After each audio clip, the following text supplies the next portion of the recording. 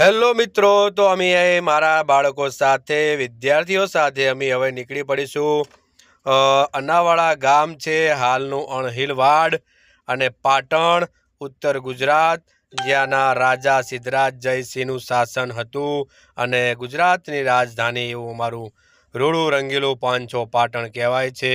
અને હાલ એનો ઇતિહાસ તમે જોશો તો ચલણી નોટ જે 100 રૂપિયાની નોટ છે, 100 રૂપિયાની 100 તેની અંદર સરસ મજાનું ચલચિત્ર, એક સરસ મજાનું રાણકી વાવનું ચિત્ર પણ આવેલું છે। તો સરસ્વતી નદીને કાંઠે આવેલું અનાવાડા ગામ અને હાલ આપણે અનાવાડા તરીકે જ ઓળખીએ છીએ। પહેલાં એને અણહિલવાડ કહેવાતું હતું, જે અણહિલ ભરવાડ તરીકે પ્રખ્યાત છે અને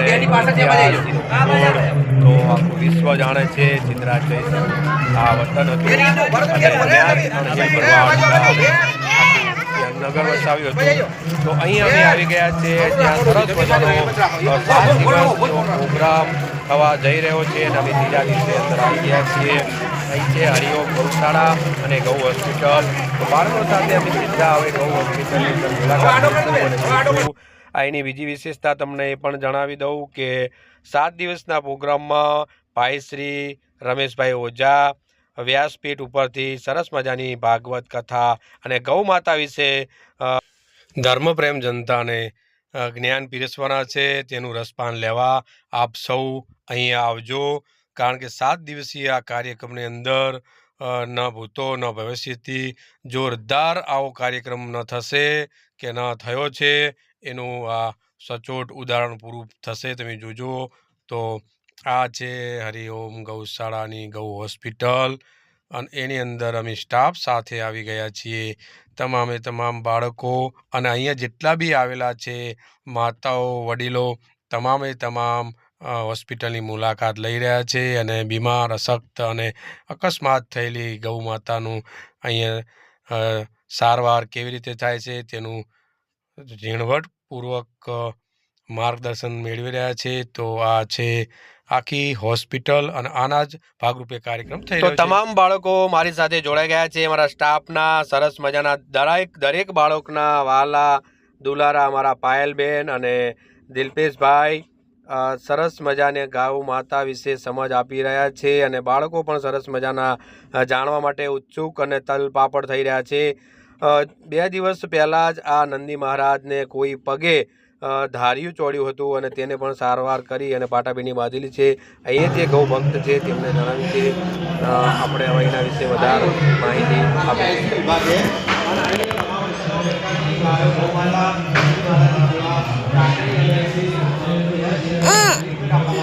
અહીંયા 7 ડૉક્ટર હાજર હોય અને 24 કલાક હાજર હોય। જ્યારે પણ ગમે ત્યારે રાત હોય દિવસ હોય કોઈ કોલ આવે તો સીધા તમને અહીંની એમ્બ્યુલન્સ પણ 3 એમ્બ્યુલન્સ છે અને તમામ એમ્બ્યુલન્સ ખરા પગે હોય છે, ડૉક્ટર પણ ખરા પગે હોય છે। તો જ્યારે પણ કોલ કરે તો તરત લાવીને અહીં સારવાર કરવામાં આવે અને એવું નહીં કે ડૉક્ટર હાજર નહીં, 24 કલાક હાજર હોય। ટોટલ 7 ડૉક્ટરની ટીમ છે અને આખો વિભાગ અહીંયા હરિઓમ ગૌશાળાની અંદર આવેલો હોય। અહીંયા અકસ્માત થયેલી ગૌ માતા હોય, કોઈ બીમાર હોય, અશક્ત હોય, તમામ પ્રકારની સારવાર અને સેવા પૂરી કરવામાં આવે। તો અહીં પાટણની જોડે અનાવાડા કરીને ગામ જે પહેલું અણહિલવાડ હતું, અહીંયા સંપૂર્ણ આવેલી ગૌશાળા। ગૌ માતાના જે બચ્ચા છે ને મા બાપ વગરના એવા પણ કે અહીંયા એના દૂધ પાઈને આખું ઉછેર કરવામાં આવે। બીજી વસ્તુ કે અહીંયા ખાસ જોવા મળ્યું કે રોજડાના બચ્ચા જે ખરેખર માતાઓ કોઈ એક્સિડન્ટ કોઈ જગ્યાએ અકસ્માત થઈ ગયો મરી ગયા ને એવા પણ અહીંયા 10 જેવા રોજના બચ્ચા પણ જોવા મળશે। આખો વિભાગ એ અનાજ અનુસંધાને આ મોટું ભવ્ય આખો પ્રોગ્રામ થવા જઈ રહ્યો હોય અને એને આપણે માણવા આપણે તો આવ્યા છીએ પણ કે દૂર દૂરના લોકો પણ આવેલા તો ખરેખર આ તમે નજીકતા હોય તો આપણે નજીકથી એટલે તમને પણ જોવાનો મોકો મળ્યો। તો આપણે જ્યારે પણ તમને કોઈ જગ્યાએ ગૌ માતાને અસર હોય, બીમાર હોય કે કોઈ એક્સિડન્ટ થઈ ગયો હોય તમે જુઓ તો અહીંયા ફોન કરી દેવાનો અને ગાડી આવી અને લઈ જશે, બરાબર?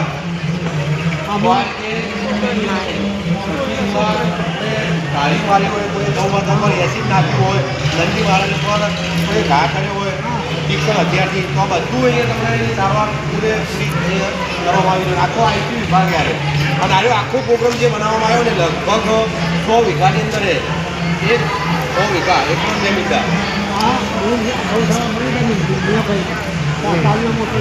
જો આ કાકા હે ને પોતે મુસલમાન છે અને લગભગ જ્યારે 15 થી 16 17 વર્ષ છે ને કાકા, હા 15 થી 16 17 વર્ષથી આ કાકા અહીંયા હાજર જ છે અને તમામે તમામ એટલા વર્ષોથી એની ગૌ માતાની સેવા કાકી કરી રહ્યા. બરાબર, તો જઈએ શું હવે? આપણે અંદર પ્રવેશ કરી ચૂક્યા છીએ ગૌશાળાની અંદર ને હવે જ્યાં કથા વંચાય છે, વ્યાસપીઠ છે, ત્યાં જવા નીકળ્યા છે. ત્યાં રસ્તામાં સરસ મજાનો કૃષ્ણ ભગવાન દ્વારા જે આખો જે લીલા છે તે બતાવવામાં આવી છે. શ્રી શંભુ ભોળાનાથ મહાદેવ જ્યારે ઝેરનો કટોરો કહેવાય ને કે ગ્રહણ કર્યો દેવ અને દાનવો દ્વારા મહામંથન થયું, એના વિશે પણ સરસ મજાનું અહીંયા સમજણ અને આખું સ્ટેચ્યુ ટાઈપના જે બનાવેલા છે તેના વિશે માહિતી પણ સરસ મજાની બાળકોએ લીધી અને અહીંયા બીજા જે લોકો જોવા આવ્યા હતા એમને પણ સરસ મજાની મજા આવી.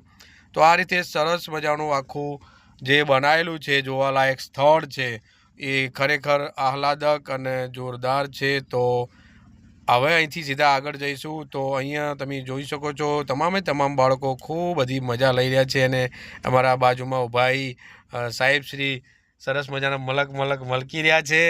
તો એમના પણ અમે થોડા ફોટા લીધા છે. અમારા બેન બા છે એમના પણ ફોટા લઈ લીધા થોડા. તો એમને પણ આ યાદગાર પળ, આ જીવન, કારણ કે આવો જે લાહવો છે અને આ જે આખો પ્રોગ્રામ જવા માટે જઈ રહ્યા છીએ ત્યારે નહીં આવો થવાનો કે નવી ભવિષ્યમાં થશે એવું છે. એના કલ્યાણ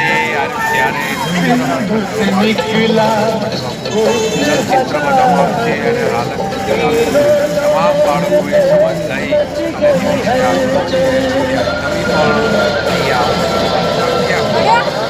કારણ કે છેલ્લો દિવસ 7મી ડિસેમ્બર અને રવિવાર છે. જે આયા તે ભાગ્યશાળી છે.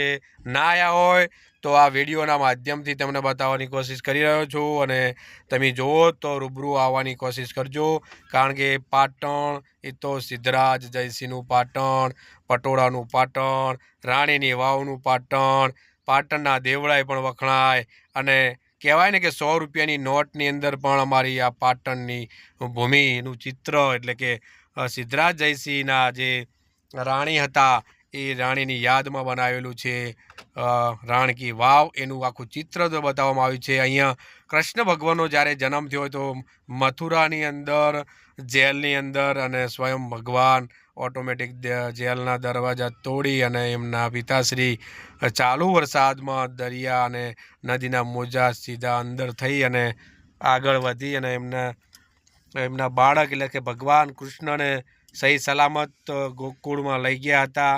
તો એમનું આખું આ ચલચિત્ર બતાવવામાં આવ્યું છે. તો આવો સરસ મજાનો લાવો છે, જેને નહીં લીધો એ લઈ લેજો, પસ્તાવાનો વારો આવશે એટલે આવી જજો.